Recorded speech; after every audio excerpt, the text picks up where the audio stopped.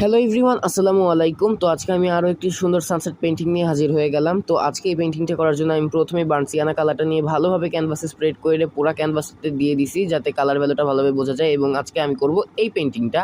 তো এই পেন্টিংটা করার জন্য আমি প্রথমেই সাদা রং এবং হলুদ রংটাকে মিশিয়ে ভালোভাবে মাঝখানে দিছি, এবং এরপরে আমি এর দুই সাইডে কমলা নিছি এবং তার উপরে এবং নিচে প্রতিবিম্ব ভালোভাবে বোঝানোর জন্য আমি উপরে কিছুটা নীল, সাদা এবং কমলা রংটা মিশিয়ে একটা কালার বানাইছি। এবং এই সময় হুট করে কারেন্ট চলে যায়, যেটা খুবই অপ্রত্যাশিত ছিল এবং আমার জন্য খুবই বাজে একটা ব্যাপার ছিল। এক সাইড দিয়ে আমি টর্চ ধরছিলাম, আর এক সাইডে খুব কষ্টে ভিডিও করতেছিলাম। দুই সাইড দিয়ে আমার দুইটা টর্চ ছিল। আচ্ছা, যাই হোক, এরপরে আমি ভালোভাবে মেকটা করতেছি।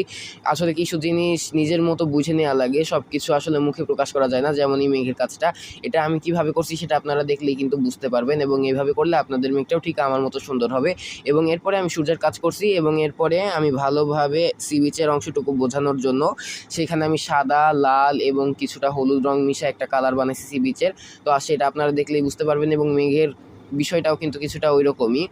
আর কারেন্ট চলে যাওয়ার বিষয়টা তো আর আমার হাতে নাই। এবং এরপরে আমি সূর্যের কাজটা করছি। সূর্যের কাজটা করার জন্য কিন্তু আমি কিছুটা কমলা এবং হলুদ রংটা দিয়ে এরপর ডিটেলস করছি। এবং এরপরে আমি সমুদ্রের অংশটা করার জন্য সেইখানে আমি ভালোভাবে সাদা রংটা দিয়ে ডিটেল অ্যাড করে দিয়েছি, যেটা আপনারা দেখলেই বুঝতে পারবেন।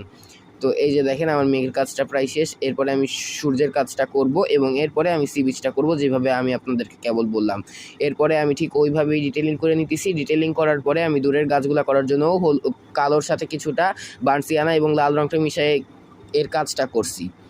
এইটা করার পরে কিন্তু আমি কিছুটা হলুদ এবং সাদা রং মিশিয়ে সূর্যের প্রতিবিম্বটা এই সূর্যাস্তের পেইন্টিংয়ের উপর ভালোভাবে করে নিছি, যেটা আপনারা দেখলেই বুঝতে পারবেন।